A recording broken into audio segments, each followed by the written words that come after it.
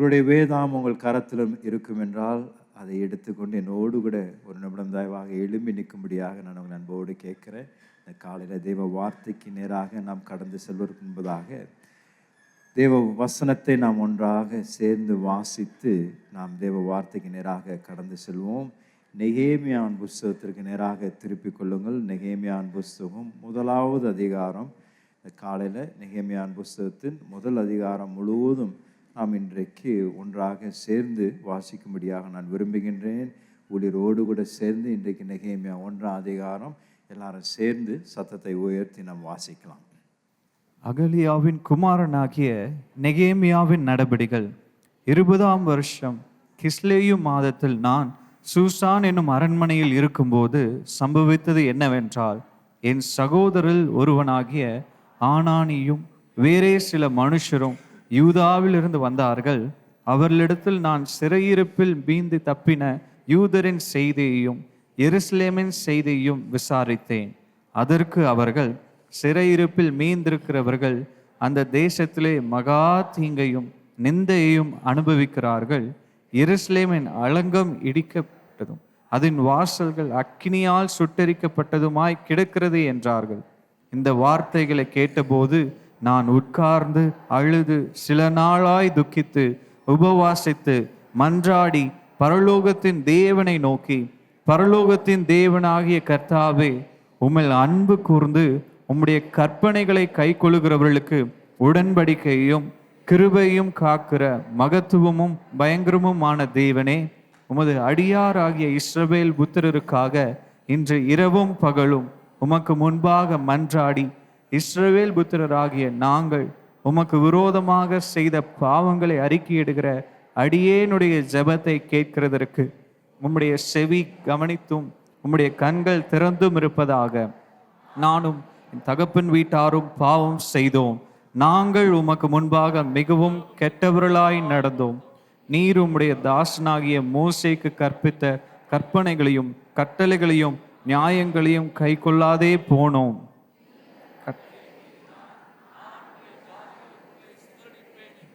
நீங்கள் என்னிடத்தில் திரும்பி என் கற்பனைகளை கை கொண்டு அவைகளின்படி செய்வீர்களானால் உங்களிலே தள்ளுண்டு போனவர்கள் வானத்தின் கடையாந்திரத்தில் இருந்தாலும் நான் அங்கே இருந்து அவர்களை சேர்த்து என் நாமம் விளங்கும்படி நான் தெரிந்து கொண்ட ஸ்தலத்துக்கு அவர்களை கொண்டு வருவேன் என்றும் தேவரீர் உம்முடைய தாசனாகிய மோசேக்கு கட்டளையிட்ட வார்த்தையை நினைத்தருளும். தேவரீர் உமது மகா வல்லமையினாலும் உமது பலத்த கரத்தினாலும் மீட்டு கொண்ட உமது அடியாரும் உமது ஜனங்களும் இவர்கள் தானே.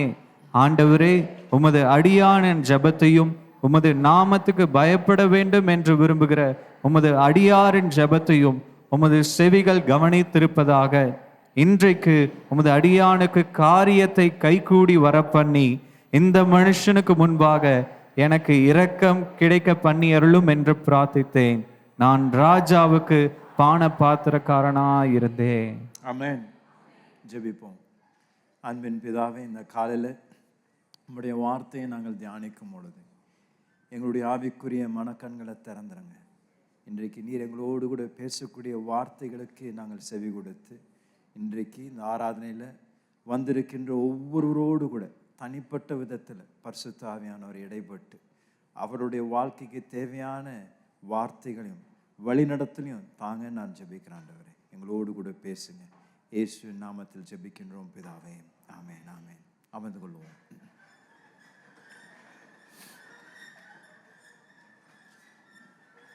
எனக்கு நெகேமியாவின் புஸ்தகம் ரொம்ப ஒரு பிடித்த ஒரு புஸ்தகம். அநேக நேரங்களில் தலைவர்களுக்கும் வேதாம கல்லூரியிலும் பல முறை போதித்த ஒரு அருமையான ஒரு புஸ்தகம். இதிலிருந்து அநேக அற்புதமான சத்தியங்களை என்னுடைய தனிப்பட்ட வாழ்க்கைக்கு பிரயோஜனமுள்ள தேவ சத்தியங்களை நான் கற்றுக்கொண்டிருக்கின்றேன். இன்றைக்கும் இந்த காலையில் இந்த முதல் அதிகாரத்தை நான் தியானிக்கும்படியாக விரும்புகின்றேன். அதுவும் முக்கியமாக நாம் சபையாராக ஒரு விசேஷித்த கட்டட அந்த வேலையை துவங்க இருக்கின்ற நாமும் நெகேமியாவுடைய நாட்களில் நடந்த இந்த சம்பவங்களும் நாம் நம்மளுடைய சபையில் நாம் எடுத்து வைக்கக்கூடிய இந்த விசுவாச படிகளுக்கும் கற்றுக்கொள்ள வேண்டிய அநேக சத்தியங்கள் இந்த புஸ்தகத்தில் அடங்கியுள்ளது. ஆகையால் நிச்சயமாகவே இந்த நாட்களில் இந்த புஸ்தகத்தில் காணப்படுகின்ற விலையேற பெற்ற சத்தியங்களை தியானிப்பது நம் எல்லாருக்கும் மிக பிரயோஜனமுள்ளதாக இருக்கும் என்று நான் விசுவாசிக்கின்றேன். இது வெறும் சபையின் கட்டுமான பணிக்கு மாத்திரமில்லை, நம்மளுடைய வாழ்க்கைக்கும். இன்றைக்கு இந்த வருடம் நம்மளுடைய சபைக்கு தேவன் தந்திருக்கின்ற வாக்குத்தத்தின்படி கட்டு வைக்கின்ற ஆண்டு என்று நாம் சொல்லும் பொழுது நம்மளுடைய தனிப்பட்ட வாழ்க்கையும் கட்டு வைக்கப்படுவதற்காக தேவ வார்த்தையிலிருந்து கற்றுக்கொள்ள வேண்டிய அநேக சத்தியங்கள் உண்டு. பழைய ஏற்பாட்டில் இருக்கக்கூடிய இந்த 39 புஸ்தகங்களில் 24 புஸ்தகங்கள் ஒரு குறிப்பிட்ட நபருடைய பெயர் அடங்கியுள்ள புஸ்தகமாக இருக்கின்றது. அப்படிப்பட்ட ஒரு புஸ்தகம்தான் நெகேமியாவின் புஸ்தகமாக இருக்கின்றது. ஒரு புஸ்தகமே ஒருவருடைய பெயரின் அடிப்படையில் எழுதப்படும் என்றால் அந்த நபர் ஒரு விசேஷித்த நபராக இருந்திருக்கணும். இல்லாவிட்டால் அவர் தேவனுக்காக ஒரு மிகப்பெரிய ஒரு காரியத்தை சாதித்த ஒரு மனிதனாக இருந்திருக்கணும். ஏனால் பழைய ஏற்பாட்டில் நாம் வாசிக்கும் பொழுது இந்த 24 புஸ்தகங்கள் இந்த குறிப்பிட்ட நபர்களை கொண்ட புஸ்தகங்களாக இருக்கும் பொழுது, நெகேமியாவுடைய புஸ்தகத்திற்கு நாம் வரும் பொழுது, நெகேமியாவுடைய வாழ்க்கையை நாம் வாசிக்கும் பொழுது நாம் கேட்கக்கூடிய கேள்வி, நெகேமியாவே அவருக்கென்றே ஏன் ஒரு புஸ்தகம் குறிக்கப்பட்டிருந்தது வேதாமத்தில்? அவருடைய வாழ்க்கை மிக அழகாக தெளிவாக தேவ வார்த்தை என்னென்னலாம் சம்பவித்தது என்று நீங்களும் நானும் கற்றுக்கொள்ளுகின்ற விதத்தில் தேவன் நமக்காக தம்முடைய வார்த்தையில இந்த சம்பவத்தை குறிப்பாக ஆண்டவர் எழுதியுள்ளார். நெகேமியாவுடைய வாழ்க்கையின் விசேஷம் என்ன? ஏன்னா நெகேமியாவை நீங்கள் சற்று கவனிக்கும் பொழுது அவன் ஒரு லேவியன் அல்ல, அவர் ஒரு லேவிய வம்சத்திலிருந்து வந்த ஒரு விசேஷித்த ஒரு மனிதனும் அல்ல. ஆனாலும் அவரை கொண்டு ஒரு முழு புஸ்தகத்தை 13 அதிகாரம் அடங்கியுள்ள ஒரு புஸ்தகத்தை நாம் வாசிக்கின்றோம் பழைய ஏற்பாட்டில். இந்த முதல் அதிகாரத்தில் நாம் பார்க்கும் பொழுது இந்த ராஜாவுக்கு ஒரு பான பாத்திரக்காரராய் தான் நெகேமியா இருந்தார். அப்படி என்றால் இது ஒரு முக்கியமான ஒரு பதவி தான், ஒரு முக்கியமான ஒரு வேலை பொறுப்பு, ஒரு ஸ்தானம் தான். ஒரு ராஜாவுக்கு ஒரு பான பாத்திரனாய் இருப்பது ஒரு சாதாரணமான ஒரு காரியம் இல்லை. அவர் ஒரு விசேஷித்த ஒரு பொறுப்பில் இருந்த ஒரு மனிதன். ஆனால் நெகேமியா ஒரு தீர்க்கதரிசி அல்ல, நெகேமியா ஒரு ஆசாரியர் அல்ல, நெகேமியா நான் சொன்னது போல ஒரு லேவிய வம்சத்திலிருந்து வந்த ஒரு மனிதனும் அல்ல. ஆனாலும் தேவன் நெகேமியா என்ற மனிதனை தெரிந்து கொண்டு அவனை பயன்படுத்தி இஸ்ரவேலில் அதுவரைக்கும் காணாத ஒரு எழுப்புதலுக்கு ஒரு காரணராக தேவன் நெகேமியாவை எழுப்புகின்றார். அப்படி என்றால் நெகேமியாவுக்குள் இருந்த அந்த விசேஷம் என்ன? என்னால் ஆண்டவர் தீர்க்கதரிசிகளை பயன்படுத்தி, ஆசாரியர்களை பயன்படுத்தி இஸ்ரவேல் ஜனங்களை அநேக நேரத்தில் வழி நடத்தினார். ஆனால் இந்த புஸ்தகத்தில் நாம் வாசிக்கும் பொழுது ஒரு ராஜாவுக்கு பானபாத்திரராய் இருந்த ஒரு மனிதனை தேவன் பிரித்தெடுத்து அவனை இப்படிப்பட்ட ஒரு மகா பெரிய ஒரு எழுப்புதலுக்கு நெகேமியாவை ஒரு காரணராக நாம் இந்த புஸ்தகத்தில் நாம் பார்க்கிறோம். அப்படி என்றால் நான் இன்றைக்கு உங்களை பார்த்து சொல்றேன், நீங்கள் தான் ஒரு நெகேமியா. என்னங்க, நீங்கள் தான் ஒரு நெகேமியா. ஏனென்றால் ஆண்டவர் இப்படிப்பட்ட ஒரு பானபாத்திரக்காரரை பயன்படுத்தி ஒரு தீர்க்கதரிசி இல்லாத ஒரு மனிதன், ஒரு லேவிய வம்சத்தில் பிறக்காத ஒரு மனிதன், ஒரு யூதன் தான் அவன். ஒரு நல்ல குடும்பத்தில் பிறந்த ஒரு யூதன். அவன் ஒரு சாதாரண ஒரு வேலையில் அவன் பணி செய்து கொண்டிருந்தான்.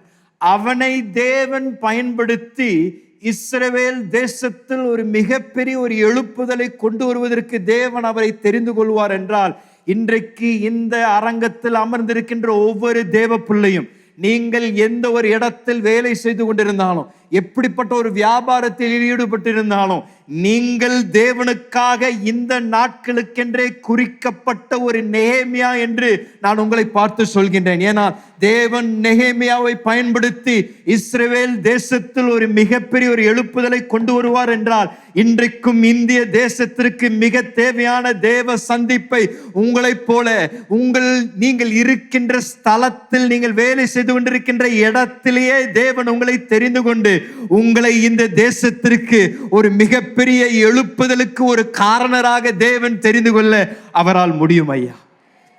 நீங்கள் உங்களையே நெஞ்ச தட்டி சொல்லுங்க, நான் ஒரு நெகேமியா.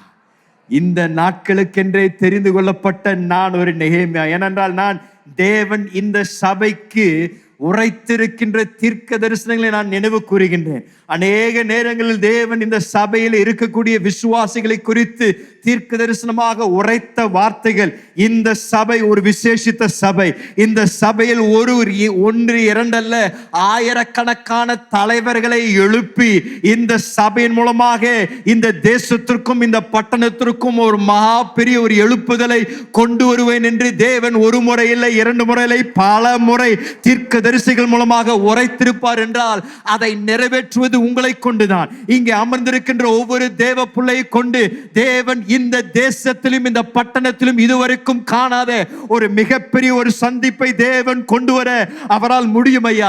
என்னுடைய விசுவாசம், ஆண்டவரே, எங்கள் சபையில் இப்படிப்பட்ட நெகேமியாவை எழுப்புங்க. இப்படிப்பட்ட பால் அடைந்திருக்கின்ற இந்த தேசத்தில் எழும்பி வைராக்கியத்தோடு கூட இந்த தேசத்தை தேவன் மீண்டும் சந்திக்கணும் என்ற ஒரு பாரத்தோடு கூட எழும்பக்கூடிய தேவ பிள்ளைகள் எங்கள் சபையில் இருப்பார்களாக. எங்கள் சபையிலே ஆண்டவர் எழுப்பி எங்கள் தேசத்தை சந்திங்கள் என்று நான் ஜெபித்துக் கொண்டு வருகின்றேன். நிச்சயம் நம்முடைய நாட்களில் இந்த வார்த்தையின் நிறைவேறுதலை நாம் பார்ப்போம். நீங்கள் தான் அந்த நெகேமியா. உங்களை கொண்டு தான் தேவன் இப்படிப்பட்ட ஒரு மிகப்பெரிய ஒரு எழுப்புதலையும் ஒரு தெய்வீக சந்திப்பையும் தேவன் கொண்டு வர வல்லவராய் இருக்கின்றார். இந்த புஸ்தகத்தை 2 பாகமாக நம்ம பிரிக்கலாம். முதல் 4 அதிகாரங்கள் பாழாக கிடைந்த இந்த என்ன சொல்றது, அந்த மதலை மீண்டும் கட்டுவதை நம் குறித்து நாம் பார்க்கின்றோம் முதல் 4 அதிகாரத்தில். இரண்டாவது நீங்கள் முதல் 7 அதிகாரத்தில், அந்த 8வது அதிகாரத்திலிருந்து 13வது அதிகாரம் பார்க்கும் பொழுது பாழாய் கடந்த இஸ்ரவேல் ஜனங்களுடைய ஆவிக்குரிய வாழ்க்கையை கட்டி எழுப்பப்படுகின்றது. 2 கட்டுவிக்கப்படுகின்றார். 2 இடத்துல 2 விதமான கட்டுவிப்பு இங்க நடைபெறுகின்றது. ஒரு முதல் கட்டுவிப்பு பாலாக கடந்த அந்த மதில் மீண்டும் கட்டப்படுகின்றது.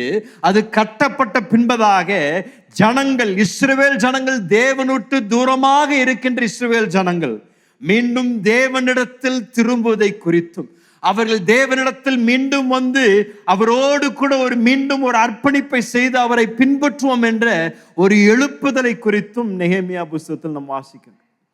கர்த்தருக்கு சித்தமானால் வரக்கூடிய வாரங்களில் நாம் தொடர்ந்து இந்த புஸ்தகத்தில் இருக்கக்கூடிய அதிகாரங்களை நாம் தியானித்து ஒவ்வொரு அதிகாரத்திலும் நடக்கக்கூடிய அநேக சம்பவங்களை எடுத்து தேவன் எப்படி அந்த சம்பவம் மூலமாக நம்மோடு கூட பேசுவார் என்று நாம் தொடர்ந்து தியானிக்க இருக்கின்றோம். இதை நாம் வாசிக்கும் பொழுது நெகேமியா இந்த ராஜாவுக்கு ஒரு பானபாத்திரக்காரனாக வேலை செய்து கொண்டிருந்த பொழுது அவனுடைய சகோதரர் அனானி, ஆங்கிலத்தில் ஹனானி, தமிழ்ல ஆனானி, பக்கத்தில் பசங்க ஆனா நீ அவர் தான் வந்தார். ஆனா நீன்றவர் வராரு. நெகேமியா உடனடியாக எப்பொழுதும் இன்றைக்கும் நடக்கக்கூடியது போலதான், நம்ம ஊர்லேருந்து ஒருத்தர் வந்தாருன்னா உடனே நம்ம கேட்போம், அந்த ஊரின் விசேஷம் என்னன்னு கேட்போம். என்ன நடக்குது, எப்படி இருக்கு, எல்லாம் ரோடு போட்டுட்டாங்களா, அங்கே எப்படி இருக்கு, இப்படி எப்படி டெவலப்மெண்ட் ஆயிருக்கா என்று சில நேரத்தில் வெளி தேசத்தில் இருக்கிறவங்க இந்தியாவிலேருந்து வரவங்களை குறித்து கேட்பாங்க, அங்கே இந்தியா எப்படி இருக்குங்க, நல்லா இருக்கா என்று. அப்படிதான் நெகேமியாவும் அவர் ஒரு தூர தேசத்தில் இருந்தாலும் இஸ்ரவேலை குறித்தும் எருசலேமை குறித்தும் அதிக அக்கறை உடைய ஒரு மனிதனாக இருந்தார். அவருடைய சகோதரர் ஆனானி வந்த உடனே அவரை பார்த்து கேட்கிறாரு, என்ன நடக்கின்றது எருசலேம்ல, என்ன நடந்து கொண்டிருக்கின்றது.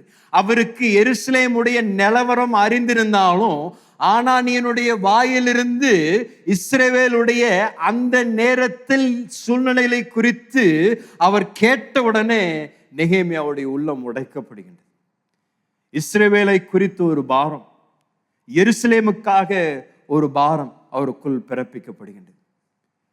தேவனால் பயன்படுத்தப்படுகின்ற ஒரு பாத்திரத்திற்குள் காணப்பட வேண்டிய குணங்கள் தான் நெகேமியாவுடைய வாழ்க்கையில் நாம் பார்க்கின்றோம்.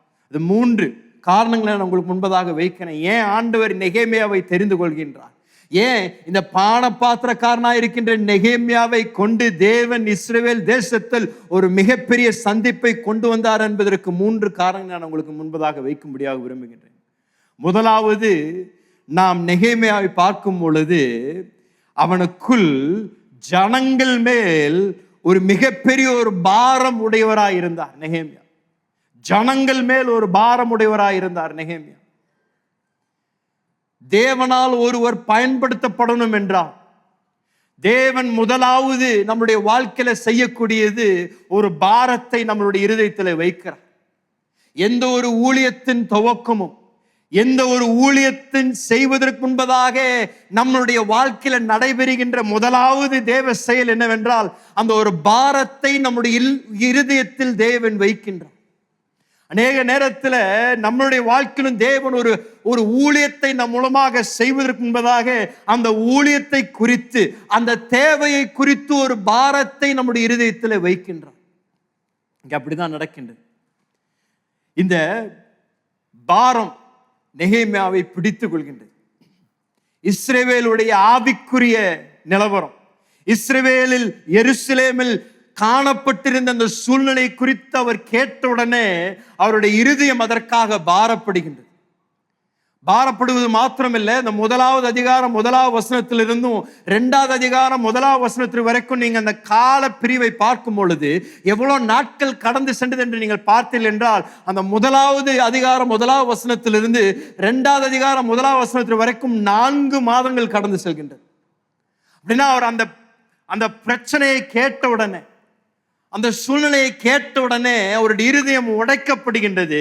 உடைக்கப்பட்ட உடனே அவர் செய்யக்கூடிய முதலாவது காரியம் அதை கதறி தேவனுடைய பிரசனத்துல இவர் அழுது அதற்காக மன்றாடக்கூடிய ஒரு மனிதனாய் மாறுகின்றார். 4 மாதங்கள் எருசலேமுக்காகவும் எருசலேமின் மீண்டும் தேவனுடைய செயலை காணும் என்ற ஒரு பாரத்தோடு கூட நெகேமியா ஜெபிக்கின்ற ஒரு மனிதனாயிருக்கின்றார். அன்றைக்கு பாபிலோன் தேசத்தில் வாழ்ந்து கொண்டிருந்த அநேக மற்ற யூதர்களும் நெகேமியா கேட்டது போல் அவர்களும் கேட்டிருப்பார்கள். எருசலேமுடைய நிலவரத்தை குறித்து மற்ற யூதர்கள் கேட்டிருந்தாலும் அவர்கள் கேட்டும் கேட்காதது போல அவர்கள் தங்களுடைய வாழ்க்கையை தொடர்ந்து நடத்தி கொண்டு போயிருந்தார்கள். ஆனால் நெகேமியா அப்படி அல்ல. நெகேமியாவிற்கு இஸ்ரவேல் தேசத்தில் எருசலேமில் இருந்த சூழ்நிலைகளை குறித்து அந்த தகவல் கொடுக்கப்பட்ட உடனடியாக அவருக்குள் இருந்த அந்த தேவனுக்காக இருந்த அந்த இருதயம் உடைக்கப்படுகின்றது. ஐயோ, என்னுடைய ஜனங்கள் எங்களுடைய தேசத்தில் இப்படிப்பட்ட ஒரு நிலவரம் இருக்கக்கூடாது என்று அவருடைய இருதயம் மீண்டும் தேவனுடைய சந்திப்பிற்காக ஏங்கிக் கொண்டிருந்த ஒரு இருதயமாக இருந்ததை நாம் பார்க்கின்றோம். ஏதோ தேவை குறித்து கேட்கிறது மாத்திரமல்ல, அந்த தேவையை குறித்து நம்முடைய இருதயம் பாரப்படுகின்றதா? அதற்காக நாம் நொறுக்கப்படுகின்றோமா? இன்றைக்கு இந்த அருமையான காலை ஆராதனையில் உட்கார்ந்து இருக்கின்ற ஒவ்வொரு தேவ பிள்ளையும் நான் பார்த்து கேட்கக்கூடிய கேள்வி, நீங்கள் இந்த அருமையான இந்திய தேசத்தில் நாம் வசித்து கொண்டிருக்கின்றோம். இந்த இந்திய தேசத்தை நாம் சுற்றி பார்க்கும் பொழுது, இந்திய தேசத்தில் இப்பொழுது நடந்து கொண்டிருக்கின்ற சம்பவங்களை பார்க்கும் பொழுது, தேவ பிள்ளையா இருக்கின்ற நமக்கு இதெல்லாம் பார்த்து கொண்டு இருக்கும் பொழுது நம்முடைய இருதயம் உடைக்கப்படுகின்றதா? ஐயோ ஆண்டவரே, எங்க தேசத்தை சாந்திங்க. ஐயோ ஆண்டவரே, எங்க தேசத்திற்கு ஒரு ரட்சிப்பு வரணும். எங்க தேசத்துல இந்த இருள் இருந்தது போதும் ஐயா, எங்க தேசத்திற்கு தேவ ரட்சிப்பும் தேவனுடைய சேமமும் வரணும் என்று இருதயங்கள் கதறுகின்றதா? தேவ ராஜ்யத்தில் இருக்கக்கூடிய தேவ பிள்ளைகள் அந்த தேசத்துடைய ரட்சிப்பிற்காக, அந்த தேசத்துடைய சந்திப்பிற்காக திறப்பின் வாசலில் நிற்கக்கூடிய நெகேமியாக்களாக நாம் எழும்புகின்றோமா? இல்லாவிட்டால் அன்றைக்கு பாபிலோன் தேசத்தில் இருந்த மற்ற யூதர்களைப் போல அது நடக்குது, இப்படி இருக்கின்றது, ஆனா இதை குறித்து நான் என்ன செய்ய முடியும் என்று நாம் சும்மா கரத்தை வானத்தில் வீசிட்டு நம்ம பாட்டுக்கு போகின்றோமா? சரி, தேசத்தை விட்டுருங்க. இன்றைக்கு கிறிஸ்துவின் சரீரத்தை நாம் பார்க்கும் பொழுது, கிறிஸ்துவின் சரீரத்தில் இருக்கக்கூடிய அநேக குறைவுகளை நாம் பார்க்கும் பொழுது, சபைக்குள் காணப்படுகின்ற உலகத்தோடு கூட ஒத்து போகக்கூடிய அந்த நிலையை பார்க்கும் பொழுது, இன்றைக்கு சபைக்குள் காணப்படுகின்ற பிரச்சனைகளை நீங்கள் கேட்கும் பொழுது, இன்றைக்கு சபைக்குள்ள சகோதரர்கள் ஐக்கியமா இல்லை, குடும்பங்கள் உடைக்கப்பட்டிருக்கின்றது. இன்றைக்கு தேவனிடத்திலிருந்து தூரமாய் இருக்கின்றார்கள். இன்றைக்கு அநேக தேவ பிள்ளைகள் சபையில இருந்தாலும் அவர்கள் உலகத்தோடு கூட ஒத்து போகக்கூடிய வாழ்க்கை வாழ்ந்து கொண்டிருக்கின்றார்கள். சாட்சியற்ற வாழ்க்கை வாழ்ந்து கொண்டிருக்கின்றார்கள். இன்றைக்கு சபைக்குள் தேவ பயம் காணப்படவில்லை. இன்னைக்கு சபைக்குள் தேவனுடைய மகிமை வழங்கப்படுவதில்லை. இதெல்லாம் நாம் பார்க்கும் பொழுது சும்மா கைகட்டி நாம் நிற்கின்றோமா? இல்லாவிட்டால் நெகேமியாவை போல கதறி, ஆண்டவரே எங்களுடைய சபையில மீண்டும் உம்முடைய பிரசன்னம் வேண்டும் ஐயா, எங்களுடைய சபையில மீண்டும் நீங்கள் வரணும், உம்முடைய மகிமையால் எங்களுடைய ஆலயங்கள் நிரப்பப்படணும், எங்களுடைய ஆலயங்களில் ஆண்டவருடைய மகிமை ஒவ்வொரு ஞாயிற்றுக்கிழமையும் வழங்கப்படணும், தேவ பிரசன்னம் நிரப்பப்பட்ட தேவ கூடுகளாய் மாறணும் எங்க தேசத்துல. ஆண்டவரே எங்கள் சபையை மீண்டும் கட்டி எழுப்புங்க, எங்கள் சபைக்குள் ஐக்கியம் வருவதாக, எங்கள் சபைக்குள் ஒரு ஒருமனம் வருவதாக, ஆண்டவரே உடைந்திருக்கின்ற குடும்பங்கள் ஒன்று சேருவதாக என்று திறப்பின் வாசலில் நின்று நெகேமியாவை போல பாரத்தோடு கூட ஆண்டவரே மீண்டும் எங்கள் தேசத்தையும் எங்களுடைய சபையும் சந்தியுங்கள் என்று ஜெபிக்கக்கூடியவர்களாக இருக்கின்றோமா? இந்த பாரம் நம்முடைய இருதயத்தை பற்றி கொள்ளணும் என்று நான் விரும்புகின்றேன். சபையில் இருக்கின்ற தேவ பிள்ளைகள் ஏதோ தானோ என்று ஒவ்வொரு வாரமும் வந்து சும்மா ஒரு நாற்காலியில் உட்கார்ந்து சில வார்த்தைகளை கேட்டுவிட்டு போகாமல் இந்த தேசத்திற்காக, இந்த பட்டணத்திற்காக, இந்த சபைக்காக வாரத்தோடு கூட முழங்கால் படியிட்டு ஆண்டவரே மீண்டும் கட்டி எழுப்புங்க. ஆண்டவரே ஆதி நாட்களில் செய்தது போல மீண்டும் எங்கள் மத்தியில் நடப்பதாக.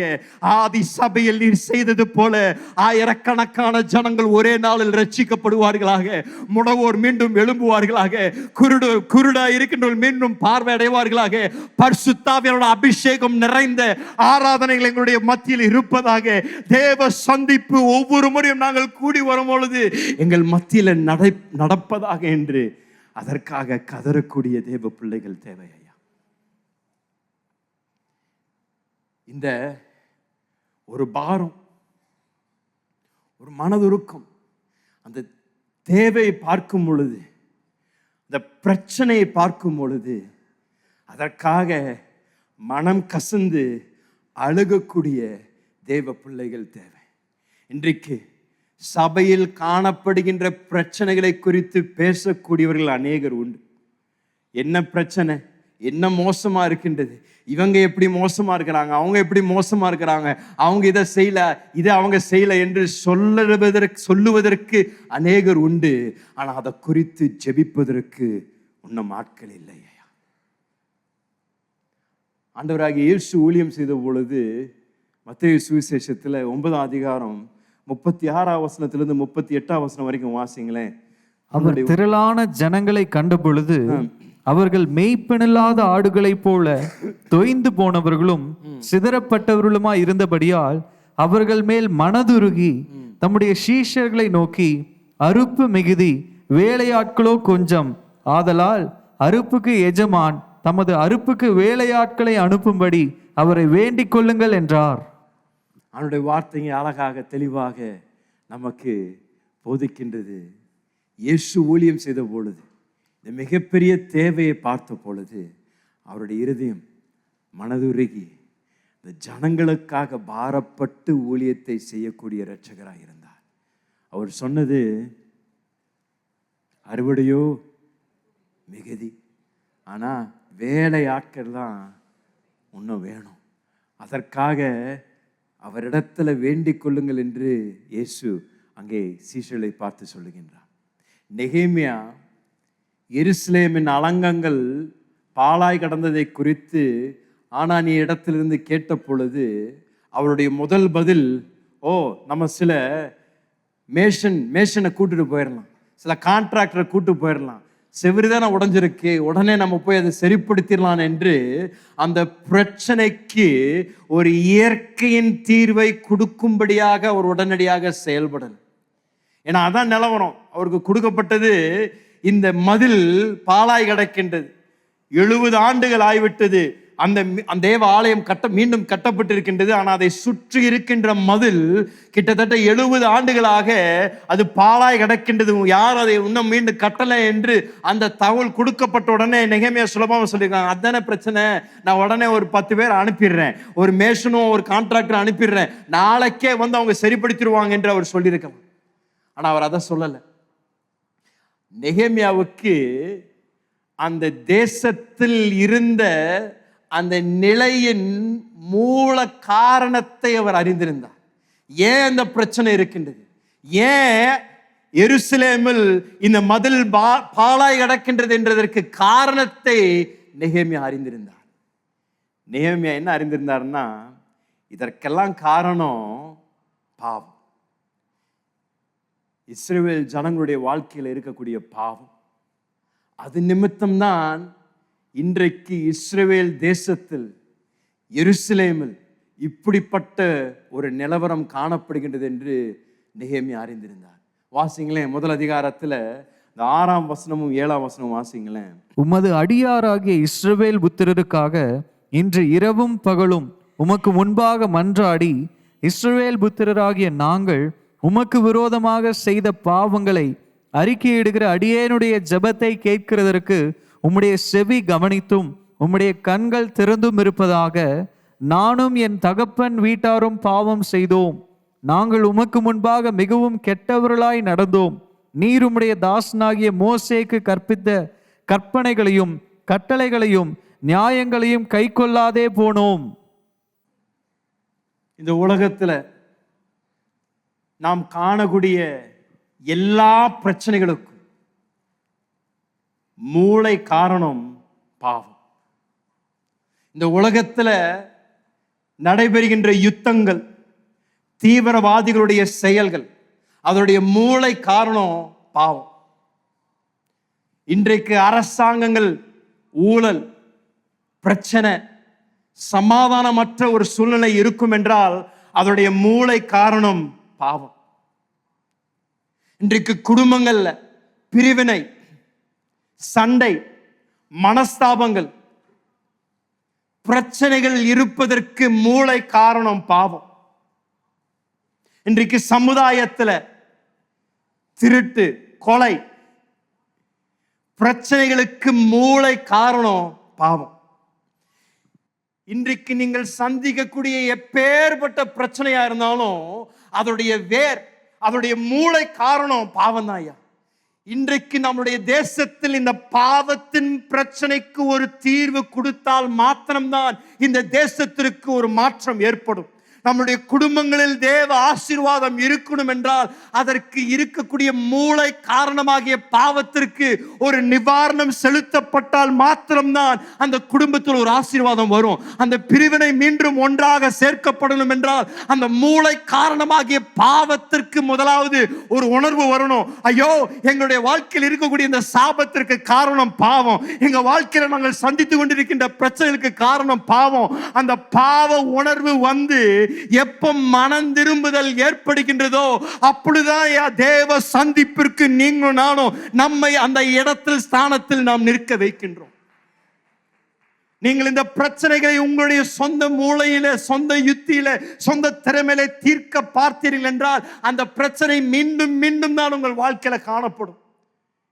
இன்றைக்கு யார் வேணாலும் ஒரு தேசத்திற்கு ஒரு அதிபராய் மாறலாம். இன்றைக்கு அமெரிக்க தேசத்தின் ட்ரம்பா இருந்தாலும் சரி, யாரா இருந்தாலும் சரி, இந்த உலகத்தின் மிகப்பெரிய பிரச்சனைகளுக்கு தீர்வு கொண்டு வருவதற்கு அவருக்கு வல்லமை இல்லை, அவருக்கு எந்த விதத்திலும் யுக்தி இல்லை.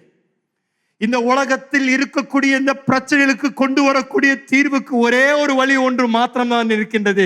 அந்த பாவத்தை மீண்டும் சரி செய்யப்படணும். அந்த பாவம் உணர்வோடு கூட ஒரு மனம் திரும்புதல் ஏற்படும் பொழுதுதான் அந்த தேசத்திற்கு மீண்டும் தேவனுடைய ஆசீர்வாதமும் தேவனுடைய கிருபையும் தரப்படுகின்றது. நெகேமியா இதை அறிந்திருந்தார். அவர் அன்னானியிடத்திலிருந்து கேட்கும் பொழுது, இஸ்ரவேல் தேசத்தில் இப்படி நிலவரம் இருக்கின்றது என்று சொன்ன பொழுது, இவர் ராஜாக்கு பான பாத்திரக்காரராய் இருந்தாலும், அவருக்கு செல்வாக்கு இருந்தாலும், அவருக்கு ஞானம் இருந்தாலும், அவருக்கு அதிகாரம் இருந்தாலும், அவருக்கு தெரியும் இஸ்ரவேலில் மீண்டும் தேவ ஆசீர்வாதம் இருக்கணும் என்றால் இஸ்ரவேல் தேசத்தில் காணப்படுகின்ற தேவ மக்கள் மீண்டும் தேவனுக்கு நேராக திரும்பணும், மீண்டும் மனம் திரும்பணும். மனம் திரும்பினால் மாத்திரம்தான் அந்த பாழாய் கிடக்கின்ற அலங்கங்கள் மீண்டும் கட்டப்பட முடியும். மனம் திரும்புதல் இருந்தால் மாத்திரம்தான் தேவனுடைய ஆசீர்வாதம் இந்த தேசத்து மேல தங்கி இருக்க முடியும். அவருக்குள் இருந்த பாரத்தை இன்றைக்கு நீங்களும் நானும் அறிந்து கொள்வது அவசியம். இன்றைக்கு இந்திய தேசத்தை நாம் பார்க்கும் பொழுது நம்முடைய உள்ளங்கள் உடைக்கப்படணும் ஐயா. இந்திய தேசத்தில் இருக்கின்ற இருளை பார்க்கும் பொழுது நம்முடைய இருதயங்கள் உடைக்கப்படணும் ஐயா. இன்றைக்கு இந்திய தேசத்தில் காணப்படுகின்ற ஊழல், இன்றைக்கு இந்திய தேசத்தில் காணப்படுகின்ற எல்லா பிரச்சனைகளுக்கும் ஒரே ஒரு தீர்வு மாத்திரம் தான் இருக்கின்றது. அவருடைய நாமத்தினால் தரிக்கப்பட்டிருக்கின்ற தேவ ஜனங்கள் அவர்கள் மனம் திரும்பி மீண்டும் தேவ முகத்தை தேடி தங்களை தாழ்த்தி, ஆண்டவரே எங்களை மன்னியுங்க, எங்கள் பாவங்களை மன்னியுங்க, எங்களை மீண்டும் சந்தியுங்கள் என்று ஒரு ஜன கூட்டத்தார் மீண்டும் தேவனிடத்தில் வந்து முழங்கால் படியிட்டு தங்களை தாழ்த்தி ஜெபிப்பார்கள் என்றால் மீண்டும் தேவன் நம் தேசத்தை சந்திப்பார் ஐயா. மீண்டும் தேவன் நம்முடைய தேசத்தை ஆசீர்வதிப்பார். இருளிலிருந்து, சாபத்திலிருந்து விடுதலை பெறுவதற்கு ஒரே ஒரு வழி மாத்திரம் தான் உண்டு, அது மனம் திரும்புவது. பாவத்திற்கு பொறுப்பை ஏற்றுக்கொள்ளணும். நெகேமியாவோட ஜெபத்தை நீங்க கவனிச்சீங்கன்னா, ஜனங்களுடைய பாவத்தை குறித்து மாத்திரம் அவர் ஜெபிக்கல, தன்னையும் அந்த ஜெபத்தில் சேர்த்து கொண்டுகின்றார். ஆண்டவரே, இஸ்ரவேல் ஜனங்கள் மாத்திரம் பாவம் செய்யல, நானும் தான் பாவம் செய்திருக்கேன், எனக்கும் தான் உம்முடைய பாவ மன்னிப்பு தேவை, என்னையும் தொடுங்க, என்னையும் மாற்றுங்க என்று தன்னை தேவ பாதத்தில் தன்னை ஒப்பு கொடுத்து அந்த மனம் திரும்புதல் ஜெபத்தை ஏதோ கையை நீட்டி அவங்க மாறணும், இவங்க மாறணும், இப்படி நடக்கணும் என்று சொல்லல. அவன் சொன்னது, ஐயா நான் மாறணும், எனக்குள்ள தேவ வாழ்க்கை எனக்குள் காணப்படணும், எனக்குள் தேவ சந்திப்பு வரணும் என்றால் நான் என்னை தாழ்த்தி, ஐயா எனக்குள் இருக்க கூடாதது, எனக்குள் இருக்கக்கூடிய அசுத்தங்களை என்னை விட்டு நீங்கள் எடுக்கணும் என்று அவன் ஜெபித்த நிமித்தம் அவனை தேவன் தெரிந்து கொண்டு அவனை கொண்டு தேவன் ஒரு சந்திப்பை ஏற்படுத்துகிறார். நெகேமியாவுக்குள் ஒரு பாரம், ஜனங்களுக்காக ஒரு பாரம், தேவ சந்திப்பிற்காக ஒரு பாரம். இன்றைக்கு நீங்களும் நானும் ஒரு புதிய கட்டடத்தை கட்டும்படியாக நாம் பிரயாசப்பட்டு கொண்டிருக்கின்றோம். ஏதோ இந்த அடுத்த கட்டடம் இந்த சபையின் மேன்மைக்காக அல்ல, இந்த அடுத்த கட்டடம் நாம் ஏதோ புகழ் பெறணும் என்றதற்காக அல்ல.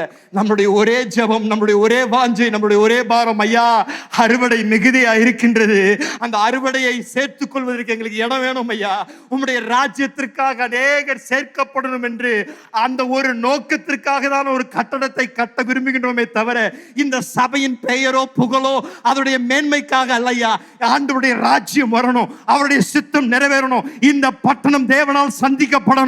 இங்கே இருக்கின்ற ஏராளமான இருளில் இருக்கின்றவர்கள் அவர்கள் ஆச்சரிய ஒளிக்கு வரணும், அதற்காக எங்களை பயன்படுத்துங்கள் என்று அந்த ஒரு நோக்கத்திற்காக நான் விரும்புகிறேன். நெகேமியாவோட வாஞ்சியும் இதுதான். ஏதோ நான் போகணும், நான் பெரியவனாகணும் இல்லை. ஆண்டவரே உம்முடைய நாமம் மேன்மைப்படணும், உம்முடைய நாமம் உயர்த்தப்படணும். அவருடைய ஜெபத்தை கவனிச்சிங்கன்னா 5ஆம் வசனத்தில் அவருடைய கவனத்தை தேவனுக்கு நேராக திருப்புகின்றார். அவருடைய ஜெபத்தை தேவனுக்கு நேராக திருப்புகின்றார். பாவத்திலே மூழ்கி இல்லை, பாவ உணர்விலே மூழ்கி இல்லை. அந்த பாவ உணர்வு அவருக்குள்ள வந்த பின்பதாக அவருடைய கவனத்தை தேவனுக்கு நேராக திருப்பி அவர் ஜெபிக்கிறாரு. வாசிங்களேன். பரலோகத்தின் தேவனாகிய கர்த்தாவே, உம்மில் அன்பு கூர்ந்து உம்முடைய கற்பனைகளை கைக்கொள்ளுகிறவர்களுக்கு உடன்படிக்கையையும் கிருபையையும் காக்கிற மகத்துவமும் பயங்கரமுமான தேவனே. சொல்றாரு, நீர் பயங்கரமானவர், மகத்துவமானவர், உடன்படிக்கையை நிறைவேற்றுகின்ற தேவன். அதனால பாரத்தோடு கூட மீண்டும் இஸ்ரவேல் தேசத்தோடு கூட சந்தியுங்கள் என்று அவர் மன்றாடி திறப்பின் வாசலில் நிற்கக்கூடிய ஒரு அற்புத ஜெப வீரராக இருக்கின்றார். அவர் ஒரு தீர்க்கதரிசி அல்லையா, அவர் ஒரு லேவிய வம்சத்திலிருந்து வந்த ஒரு மனிதன் இல்லை. சாதாரண ராஜாவுக்கு ஒரு போஜன பாத்திரனாக வேலை செய்து கொண்டிருந்த ஒரு மனிதனுக்கு இப்படிப்பட்ட ஒரு பாரம் பிறப்பிக்கப்பட்டு திறப்பின் வாசலில் நின்று ஜெபிக்க அவனால் கூடும் என்றால், இன்றைக்கு தேவ ஆலயத்தில் அமர்ந்திருக்கின்ற உங்களை பார்த்து நான் கேட்கிறேன், உங்களையும் தேவன் இப்படிப்பட்டவராய் பயன்படுத்த முடியுமா, முடியாதா? நீங்கள் வேலை ஸ்தலத்தில் இருந்து கொண்டே இந்த பட்டணத்தில் எப்படிப்பட்ட ஒரு வியாபாரத்தை நடத்தி கொண்டிருந்து நீங்கள் இருக்கிற இடங்களில் ஆண்டவருக்காக வைராக்கமாக எழும்பி, ஆண்டவரே மீண்டும் சந்தியுங்க, மீண்டும் ஒரு சந்திப்பு வருவதாக, ஒரு எழுப்புதல் எங்கள் தேசத்தில் வரணும் என்று தேசத்திற்காக ஜெபிக்கக்கூடிய பாரம் நிறைந்த நெகேமியாக்கள் தேவை. இரண்டாவது, நெகேமியா இடத்துல நம்ம பார்க்கக்கூடியது, தேவ நோக்கத்திற்காக ஒரு தரிசனம் உடையவராயிருந்தார். பாரம் மாத்திரமில்லை, தேவ ஜனங்களுக்காக, தேவ தரிசனத்திற்காக, அந்த தேவ நோக்கத்திற்காக ஒரு தரிசனம் நிறைந்த ஒரு மனிதனாக இருந்தார். அவனுக்கு மாத்திரம் தேவனுடைய நோக்கங்கள் மேல் ஒரு தரிசனம் இல்லாத ஒரு மனிதனாக இருந்திருந்தார் என்றால், எருசலேமுடைய நிலையை கேட்டு அவன் சொல்லியிருக்கலாம், நான் இங்க இருக்கிறேன், அங்க இருக்கிறவங்க தான் இதற்காக பண்ணணும். ஏதாவது எருசலேம்ல வாழ்ந்து கொண்டு இருக்கின்றவர்கள் என்ன பண்ணி கொண்டிருக்கிறாங்க, அங்க இருக்கிறவங்களுக்கு ஒருத்தர் கூட இதை செய்ய முடியாதா என்று சுலபமாக அந்த பொறுப்பையும் அந்த பாரத்தையும் அவங்க மேல சுமந்துட்டு இவர் சும்மா அவருடைய வேலையை பார்த்து கொண்டு போயிருந்திருக்கு. ஆனாலும் நெகேமியாவிற்கு தேவன் நோக்கங்களுக்காக ஒரு தரிசனம் உடையவராய் இருந்தார். அவருடைய தரிசனம் என்ன? தேவனுடைய நோக்கங்களை அறிந்திருந்தார். தேவன் என்னத்தை செய்ய அவர் சித்தமாயிருந்தார் என்பதை அறிந்திருந்தபடியால் நெகேமியாக்குள் ஒரு தரிசனம் பிறப்பிக்கப்படுகிறது. அவர் சொல்றாரு 9ஆம் வசனத்துல தேவனுடைய நோக்கத்தை குறித்து அவர் அழகா விவரிக்கிறார். வாசிங்களே, 9ஆம் வசனத்துல அவர் சொல்றாரு, நீங்கள் என்னிடத்தில் திரும்பி என் கற்பனைகளை கை கொண்டு அவைகளின்படி செய்வீர்களானால், உங்களிலே தள்ளுண்டு போனவர்கள் வானத்தின் கடையாந்திரத்தில் இருந்தாலும் நான் அங்கே இருந்து அவர்களை சேர்த்து என் நாமம் விளங்கும்படி நான் தெரிந்து கொண்ட ஸ்தலத்துக்கு அவர்களை கொண்டு வருவேன் என்றும் தேவரீர் உம்முடைய தாசனாகிய மோசேக்கு கட்டளையிட்ட வார்த்தையை நினைத்தருளும். நெகேமியா சொல்றாரு, ஆண்டவரே உம்முடைய நோக்கம் என்ன என்று எனக்கு தெரியும். உம்முடைய நோக்கம் சிதறி இருக்கின்ற யூதர்கள், சிதறி இருக்கின்ற இஸ்ரவேல் ஜனங்கள் மீண்டும் ஒருங்கிணைக்கப்படணும். அவர்களுக்காக நீர் நியமித்திருக்கின்ற இடத்தில் மீண்டும் அவர்கள் ஒரு தேசமாக கட்டி எழுப்பப்படணும். இதுதான் உங்களுடைய நோக்கம். அந்த நோக்கத்தை நான் அறிந்திருக்கின்றேன். அதனால் அந்த நோக்கத்திற்காக எனக்கு ஒரு தரிசனம் உண்டு. அந்த நோக்கம் நிறைவேறுவதற்காக எனக்கு ஒரு தரிசனம் உண்டு. இன்றைக்கு நீங்களும் நானும் வாழ்ந்து கொண்டிருக்கின்ற நாட்களில் தேவனுடைய நோக்கம் என்னங்கய்யா? தேவனுடைய பிரதான நோக்கம் என்ன? ஆண்டவர் சொல்றாரு, நான் என் சபையை கட்டுவேன், பாதாளத்தின் வாசல்கள் அதை மேற்கொள்ளாது. இன்றைக்கு நீங்களும் நானும் வாழ்ந்து கொண்டிருக்கின்ற நாட்களில் தேவனுடைய மிகப்பெரிய நோக்கம் என்னன்னா, அவருடைய சபையை தேவன் கட்டி எழுப்பும்படியாக விரும்புகின்றார். சபையை கொண்டு தேவனுடைய அற்புதமான கரத்தை உலகத்திற்கு வெளிப்படுத்தணுன்றது தேவனுடைய நோக்கம். நான் ஒரு கேள்வி கேட்கிறேன், எதுக்கு ஆண்டவர் நம்மை ரட்சிக்க விரும்புகிறார்? கொஞ்சம் சொல்லுங்களேன். எதுக்கு ஆண்டவர் நம்மை ரட்சிக்க விரும்புகிறார்? நான் எதுவும் சொல்ல மாட்டேன். நான் என்ன சொல்லுது, நீங்கள் தப்பாக எதுவும் சொல்ல போகிறது இல்லை. என்ன நீங்கள் சொல்லுங்கள், எனக்கு பதில் சொல்லுங்கள். எதுக்காக ஆண்டவர் நம்மை ரட்சிக்க விரும்புகிறார்? பாவங்களை மன்னிக்க, வெரி குட். வேறு மற்றவர்களுக்கு ஆசீர்வாதமாக இருக்க, வெரி குட். அவர்களை நம்மை மிக அதிகமாக நேசிக்கிறனால, ஆண்டவருடைய அன்பை வெளிப்படுத்தும்படியாக. என்ன அருமையான விசுவாசிங்க. முன்னாடி இருக்கிறவங்களுக்கு நீங்கள் கரங்களை தட்டி அவங்கள பாராட்டணும். பாருங்களேன், என்ன அழகாக பதில் கொடுக்குறாங்க. ஆண்டவருடைய நோக்கம் ரட்சிப்பதற்கு. நம்மை நேசிக்கிறார், உண்மைதான், நம்மை மிக அதிகம் நேசிக்கிறாரு. ஆனால் ஆண்டவருடைய பிரதான நோக்கம் என்னன்னா, நம்மை ரட்சித்த பின்பதாக நம்மை கொண்டு அவருடைய மகிமையை எங்க வெளிப்படுத்த விரும்புகிறாரு? இந்த உலகத்தில் வெளிப்படுத்த விரும்புகிறார். இதுதான் அவருடைய பிரதான நோக்கம். எபேசியர் எழுதின நிருபம் நீங்கள் வாசித்தீங்கன்னா முதல் 3 அதிகாரங்களில் அப்போஸ்தலனாகிய பவுல் மிக அழகாக தெளிவாக தேவனுடைய சபைக்கான நோக்கம் என்ன என்று அழகாக அங்கே போதிக்கிறார். அதில் முக்கியமாக ஒரு வசனத்தில் அப்போஸ்தலனாகிய பவுல் எழுதுகின்றார். 3ஆம் அதிகாரம் 10வது 11ஆம் வசனம் வாசிங்களேன். உன்னதங்களில் உள்ள துரைத்தனங்களுக்கும் அதிகாரங்களுக்கும் அவருடைய அனந்த ஞானமானது சபையின் மூலமாய் இப்பொழுது தெரிய வரும் பொருட்டாக இயேசு கிறிஸ்துவை கொண்டு எல்லாவற்றையும் சிருஷ்டித்த தேவனுக்குள்ளே ஆதி காலங்கள் முதல் மறைந்திருந்த இரகசியத்தினுடைய ஐக்கியம் என்னதென்று எல்லாருக்கும் வெளிப்படையாக காண்பிக்கிறதற்கு இந்த கிருபை எனக்கு அளிக்கப்பட்டிருக்கிறது. மிக அழகாக பவுல் சொல்றாரு. யாருக்கு இதை வெளிப்படுத்த விரும்புறாரு? எல்லாருக்கும் என்ன பண்ண விரும்புறாரு? சபையை ஆண்டவர் ஒரு மாதிரியாக வைத்து, ஆங்கில வேதாமத்தில் எனக்கு ரொம்ப பிடித்தமான ஒரு வசனம், அங்க ஆங்கில வேதாமம் சொல்லுகின்றது, God's purpose in all of this was to use the church to display his wisdom.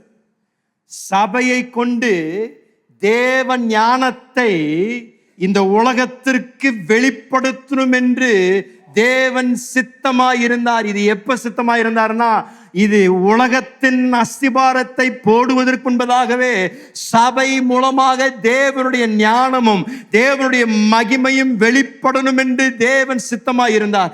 அப்படி என்றால் இன்றைக்கு நீங்களும் நானும் நெகேமியா போல தேவனுக்காக பயன்படுத்தப்படணும் என்றால் தேவனுடைய பிரதான நோக்கத்தை அறிந்து அந்த பிரதான நோக்கத்திற்காக ஒரு தரிசனம் உடையவராய் இருப்பது அவசியம் ஐயா. அப்படின்னா ஆண்டவரே, இன்றைக்கு என்னை கொண்டு எப்படியாவது உம்முடைய சபையை கட்டுங்க. என்னை கொண்டு எனக்குண்டான செல்வாக்கு, எனக்குண்டான அந்தஸ்து, எனக்குண்டான என்னவா இருந்தாலும் அது உம்முடைய ராஜ்யத்திற்காக, உம்முடைய சபை கட்டப்படுவதற்காக பயன்படுத்தப்படணும் என்ற ஒரு தரிசனம் எனக்கு தாங்கய்யா. என் வியாபாரத்தை பயன்படுத்துங்க, என் குடும்பத்தை பயன்படுத்துங்க, என் பலத்தை பயன்படுத்துங்க, என் தாளந்தை பயன்படுத்துங்க, என் புத்தியை பயன்படுத்துங்க. ஏதாவது என்னுடைய வாழ்க்கையிலிருந்து எடுத்து உம்முடைய நித்திய ராஜ்யமாகிய சபையை மூலமாக நீர் வெளிப்படுத்த இருக்கின்ற உம்முடைய ஞானத்திற்காக நான் பயன்படுத்தப்படணும் என்று எழும்பும் பொழுது நீங்களும் நான் ஒரு நெகேமியாவை மாறுகின்றோம் ஐயா. உங்களை கொண்டு தேவன் அவருடைய சபையை கட்டி இந்த தேசத்திலும் இந்த பட்டணத்திலும் அவருடைய மகிமையும் அவருடைய ஞானத்தையும் சபையின் மூலமாக விளங்க செய்வேன் என்று தேவன் சொல்கிறார். கடைசி நாட்களில் எல்லா பருவங்களை காட்டிலும் தேவனுடைய பர்வதம் மேலான ஒரு பர்வதமாயிருக்கும். அதை நோக்கி அநேகர் வரப்போகின்றார்கள். நான் உங்களை பார்த்து சொல்றேன், இன்றைக்கு நீங்களும் நானும் வாழ்ந்து கொண்டிருக்கின்ற நாட்கள் தீர்க்க தரிசனங்கள் நிறைவேறி கொண்டிருக்கின்ற நாட்கள். இதுவரைக்கும் காணாத ஒரு தேவ செயல், இதுவரைக்கும் காணாத தேவ மகிமை, இதுவரைக்கும் காணாத ஒரு தேவ அபிஷேகம், இதுவரைக்கும் காணாத தேவனுடைய அற்புதங்கள் இனி நீங்களும் நானும் இந்த தலைமுறையில் இந்த நாட்களை பார்க்க இருக்கிறோம் ஐயா. இதுவரைக்கும் காணாத ஒரு அறுவடை, இதுவரைக்கும் காணாத தேவனுடைய மகிமையான செயல்களை இன்றைக்கு நீங்களும் நானும் பார்க்க இருக்கின்ற நாட்களில் நான் உங்களை பார்த்து சொல்றேன், சும்மா உட்கார்ந்து கொண்டிருக்காதீங்க. நீங்கள் ஒரு நெகேமியாவாய் எழும்புங்க. அவருடைய பிரதான நோக்கத்தை அறிந்த பின்பதாக உங்களுக்கு உண்டானதை எல்லாவற்றையும் அவருடைய பாதத்தில் வைத்து, ஐயா எனக்கு ஒரே ஒரு வாழ்க்கை தான், அந்த வாழ்க்கை சீக்கிரம் கடந்து போய்விடும், ஆனால் உங்களுக்காகவும் உங்களுடைய ராஜ்யத்திற்காகவும் என்ன செய்யப்படுகின்றதோ அது மாத்திரம் தான் நித்தியத்தில் மதிப்புடையதாக இருக்கின்றபடியா நான் இன்றைக்கு என்னை தருகின்றேன், என் தாளந்தை தருகின்றேன், எனக்கு உண்டானதை தருகின்றேன், என் பிள்ளைகளை தர எடுத்துக்கோங்க. எப்படியாவது உம்முடைய பிரதான நோக்கம் என் மூலமாகவும் என் குடும்பத்தின் மூலமாகவும் இந்த தேசத்தில் நிறைவேற்றப்படணும் என்று தரிசனத்தோடு கூட எழும்பக்கூடியவர்களை தேவன் ஒரு நெகேமியாவாக எடுத்து பயன்படுத்த. வாலிப தம்பி, வாலிப தங்கச்சி, ஒரே ஒரு வாழ்க்கை சீக்கிரம் போய்விடும். இந்த உலகத்தின் இன்பத்திற்காக கழிச்சிடாதீங்க. இந்த உலகம் தரக்கூடிய தற்காலிகமான பதவிக்கோ பணத்திற்கோ உங்க வாழ்க்கை கழித்து விட்டீர்கள் என்றால் ஒரு நாள் அவருக்கு முன்பதாக நிற்கும் பொழுது கரத்தில் ஒன்றுமில்லாமல் நிற்பீர்கள் என்றால் அதை போல ஒரு பரிதாபம் வேறு ஒரு பரிதாபமும் இல்லை. இன்றைக்கு தேவ ஊழியனாக நான் இன்றைக்கு தேவ பலிபீடத்தில் நின்று சொல்றேன், இந்த ஒரே ஒரு வாழ்க்கை அவருக்காக கொடுங்க, இந்த ஒரே ஒரு வாழ்க்கை அவர் கரத்தில் கொடுங்க. உங்கள் கனவை காட்டிலும் மிக அற்புதமாக உங்கள் வாழ்க்கையை எடுத்து தேவன் பயன்படுத்த வல்லவராயிருக்கிறார்.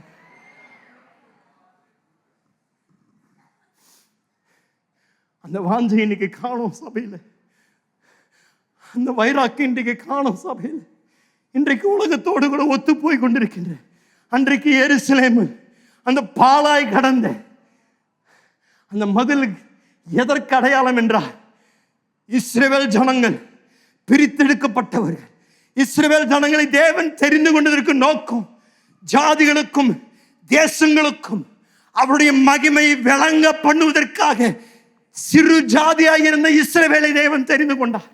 ஆனால் உலகத்தையும் தேவ ஜனத்தையும் பிரித்து வைக்க வேண்டிய அந்த மதில் அன்றைக்கு பாலாய் கடந்ததையா. இன்றைக்கு சபையிலும் அதே மாதிரிதான். உலகத்திலிருந்து பிரித்தெடுக்கப்பட்டவர்கள், எக்லீசியா அழைக்கப்பட்டவர்கள், இருளிலிருந்து அழைக்கப்பட்டவர்கள். ஆனால் இன்றைக்கு நீங்கள் நானும் வாழக்கூடிய வாழ்க்கை ஒத்து போகக்கூடிய வாழ்க்கையாக இருக்கின்றது. உலகத்தோடு கூட ஒத்து போகின்றோம். உலகத்தின் இன்பங்கள், உலகம் தரக்கூடிய தற்காலிகமான பதவி பணத்தை தேடி ஓடிக்கொண்டிருக்கின்றோம். இன்றைக்கு மீண்டும் அந்த மதில் கட்டப்படணும். இன்றைக்கு பிரித்தெடுக்கப்பட்டிருக்கின்ற தேவ ஜனம் மீண்டும் தேவனுக்காக மகிமையாக எழும்பி அவள் பரிசுத்தப்படணும். தேவனுக்காக பரிசுத்தப்படுகின்ற நாட்கள் இன்றைக்கு வந்துவிட்டதையா. தேவனுக்காக பிரித்தெடுக்கப்பட்ட நாட்கள், தேவனுக்காக பிரதிஷ்டையோடு கூட வாழக்கூடிய நாட்கள், தேவனுக்காக அத்தனையும் விட்டு கொடுக்கிற நாட்கள் மீண்டும் வருவதாக சபைக்கு. அந்த மதில் பாலா இருக்கின்ற வரைக்கும் தேவ ஜனத்திற்கும் உலகத்திற்கும் வித்தியாசம் இல்லாமல் இருந்தது. அந்த மதில் இன்றைக்கு கட்டப்பட்டதோ மீண்டும் பிரித்தெடுக்கப்பட்டார்கள். மீண்டும் தேவனுடைய கரம் அவர்கள் மேலே வந்தது. இன்றைக்கு நம்முடைய வாழ்க்கையில் இந்த பாலாய் கிடக்கின்ற இந்த மதில் மீண்டும் கட்டப்படணும் ஐயா. பிரித்தெடுக்கப்பட்டவன், அபிஷேகம் பண்ணப்பட்டவன், தேவனால் தெரிந்து கொள்ளப்பட்டவன். இது ஏதோ ஊழியர்களை குறித்து நான் பேசலையா. இங்க அமர்ந்திருக்கின்ற ஒவ்வொரு தேவ பிள்ளையை குறித்து நான் பேசிக் கொண்டிருக்கின்றேன். உங்களை தேவன் தேடி வந்தார் ஐயா. இருளிலிருந்து உங்களை விடுவித்தார். அந்த அந்தகார ஒளியிலிருந்து ஆச்சரியமான ஒளிக்கு கொண்டு வந்த நோக்கம் உங்கள் மூலமாக அவருடைய மகிமை வெளிப்படுத்தும்படியாக தேவன் விரும்பினார். நேரம் இல்லை. மூன்றாவதாக நெகேமியா. தேவனுடைய நோக்கத்தை நிறைவேற்ற வைராக்கியமுடையவராக இருந்தார். தேவன் நோக்கத்தை நிறைவேற்ற வைராக்கியமுடையவராக இருந்தார். நான் சொன்னது போல இஸ்ரவேல் தேசத்தில் காணப்பட்ட சூழ்நிலைகளை குறித்து கேட்ட பொழுது, எருசலேமின் நிலவரத்தை குறித்து கேட்ட பொழுது சுலபமாக அவர் அதை தாட்டி விட்டிருக்கலாம். வேற யாராவது செய்யட்டும், வேற யாராவது இதற்காக பிரயாசப்படட்டும், எனக்கு ஏன் இந்த பிரச்சனை, எனக்கு ஏன் இந்த பாரம் என்று சுலபமாக அவர் சொல்லியிருக்கலாம். ஏன்னா இவர் ஒரு ராஜாவுக்கு ஒரு பான பாத்திரக்காரராக இருந்தார். வேத பண்டிதர்களும் சரித்திரத்தை ஆராய்ந்து பார்த்தவர்களும் கருத்தாக சொல்லக்கூடியது, நெகேமியாவுடைய ஸ்தானம் ஒரு மிக வெளியேறப்பட்ட ஒரு ஸ்தானம். ராஜாவுக்கு ஒரு பான பாத்திரனாய் இருப்பது ஒரு மிக செல்வாக்கு நிறைந்த ஒரு பொறுப்பு. ஏன்னா ராஜாவுடைய வாயில் எதை போடுவதற்கு முன்பதாக பான பாத்திரக்காரன் தான் ருசி எடுப்பான். அவன் ருசித்து தான் ராஜாவிடத்தில் அவர் ராஜா போஜனம் பண்ணுவதற்காக உத்தரவு கொடுப்பார். அது மாத்திரமல்ல, ராஜாவின் அரண்மனையில் எப்பொழுதும் ஒரு முக்கிய இடத்தை உடையவர் தான் நெகேமியா. ராஜாவின் மோதிர முத்திரையை சுமந்த ஒரு மனிதன். எந்த ஒரு சட்டத்தை தேசத்தில் ராஜ்யத்தில் செயல்படுத்துவதற்கு முன்பதாக நெகேமியாவில் கரத்தில் இருந்திருந்த ராஜாவின் முத்திரையை தான் அவர் எடுத்து அவருடைய சட்டங்களை அதிகாரப்படுத்துவார். இன்றைக்கு ஒரு சாதாரண ஒரு மேயருக்கு ஒரு பிஏவா இருக்கணும்னா, ஒரு கலெக்டருக்கு ஒரு அசிஸ்டண்டா இருக்கணும், அதற்கு எவ்வளவு ஒரு முக்கியம் இருக்கின்றது. நெகேமியா ஒரு அன்றைக்கு பர்சிய ராஜ்யத்தில் இருந்த மிக வல்லமையுள்ள ராஜ்யத்திற்கு ராஜாவா இருந்த இந்த மனிதனுக்கு பான பாத்திரக்காரனா இருந்தாராம். அது மாத்திரமல்ல, நெகேமியாவுக்கு அந்த அரண்மனையிலே ஒரு அறை கொடுக்கப்பட்டிருக்கும். அந்த அறையில் தான் அவன் வசித்திருந்திருப்பார். அந்த ராஜா வசித்திருந்த அரண்மனையை ஆராய்ச்சி செய்து பார்த்த பொழுது மிக செல்வாக்கு நிறைந்த ஒரு இடம், மிக ஐஸ்வர்யம் நிறைந்த இடம். தங்கம் வெள்ளி, சாலமோனுடைய ராஜ்யத்தை போல இந்த பெர்சிய ராஜ்யத்தின் அரண்மனை மிக பிரமாண்டமாய் இருந்தது.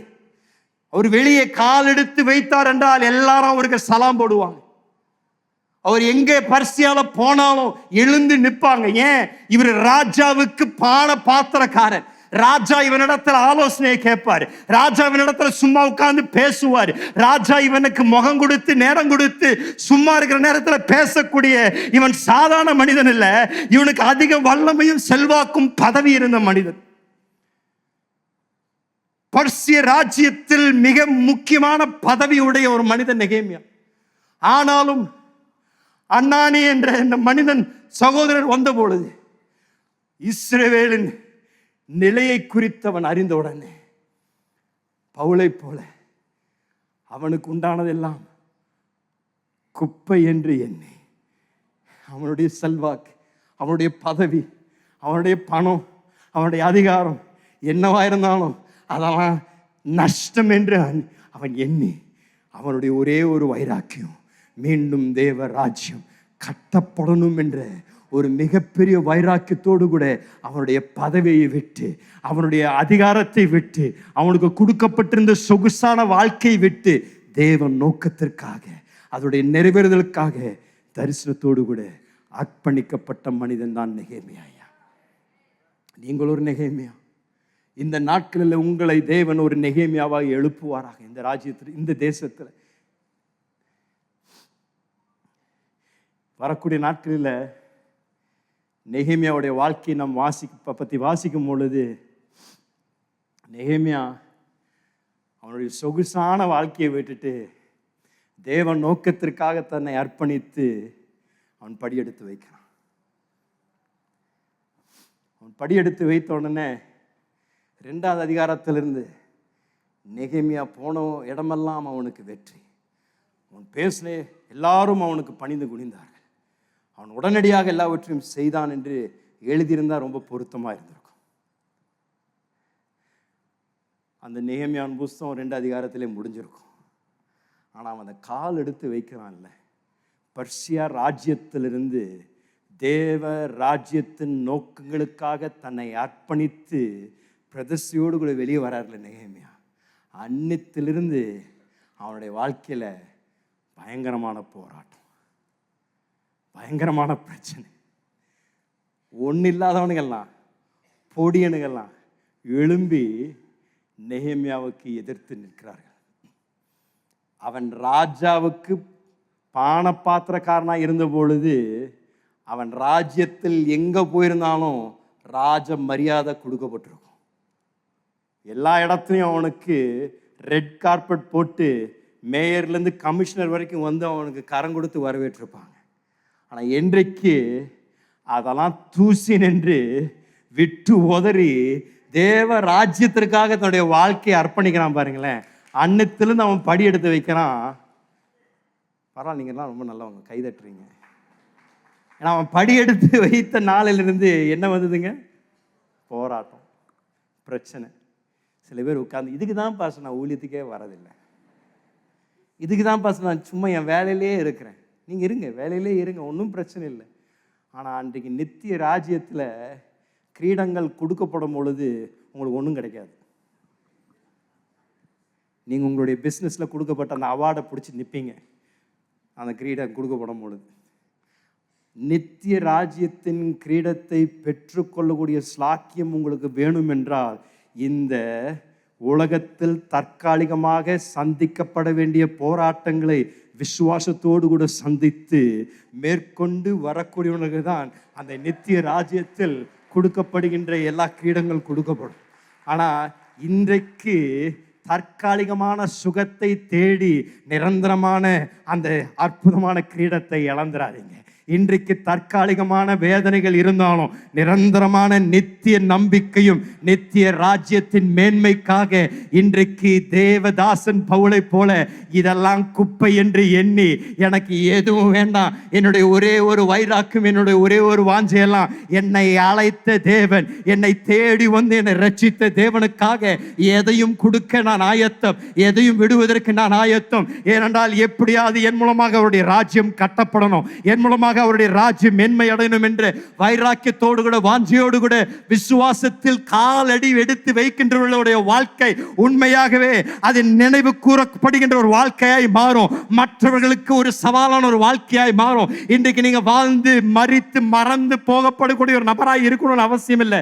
நீங்கள் வாழக்கூடிய வாழ்க்கை ஒரு அர்த்தம் நிறைந்த வாழ்க்கையாக இருந்து மற்ற தலைமுறைகளுக்கு சவால் நிறைந்த ஒரு விசுவாச வாழ்க்கை வாழும்படியாக ஒவ்வொரு தேவ பிள்ளையும் தீர்மானத்தை எடுக்க நான் உங்களை இந்த காலையில உற்சாகப்படுத்துகிறேன். ஒரே ஒரு வாழ்க்கை தான், அது சீக்கிரம் கடந்து போய்விடும். அவருக்காக செய்யக்கூடிய காரியங்கள் மாத்திரம்தான் நிலை நிற்கும். ஒரே ஒரு வாழ்க்கை தான், அது சீக்கிரம் மறக்கப்படும்.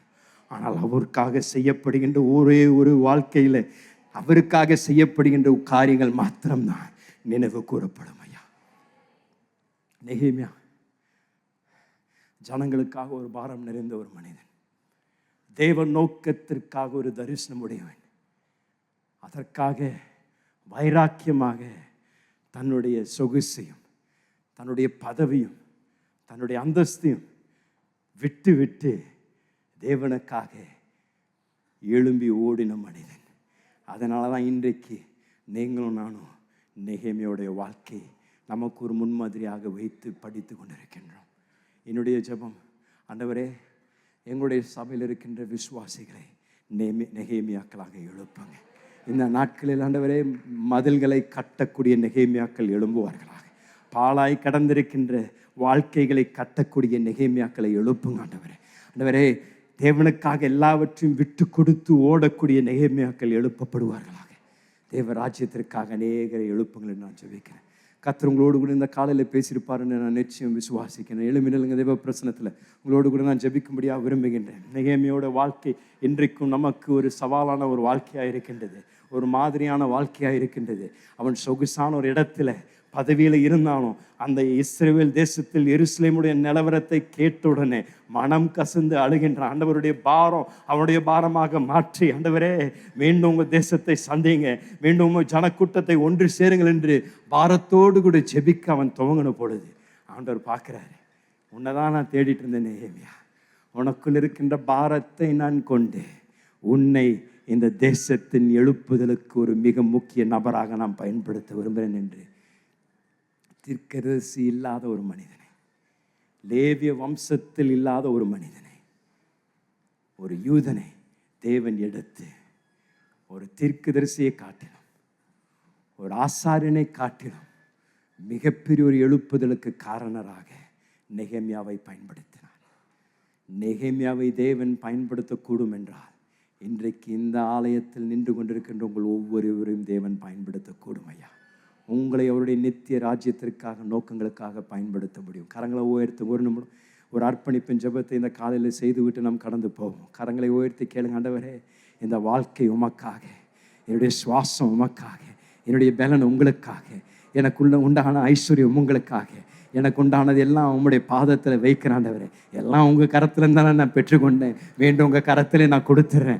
என் வாழ்க்கையை எடுங்க, என் வாழ்க்கையை எடுங்க, பயன்படுத்துங்க. வாலிப தம்பி, வாலிப தங்கச்சி, இந்த காலையில் உங்களோடு கூட பேசி கொண்டிருக்கின்றார். இந்த வாழ்க்கையை நீங்கள் சும்மா கடத்தி விடாதீர்கள்.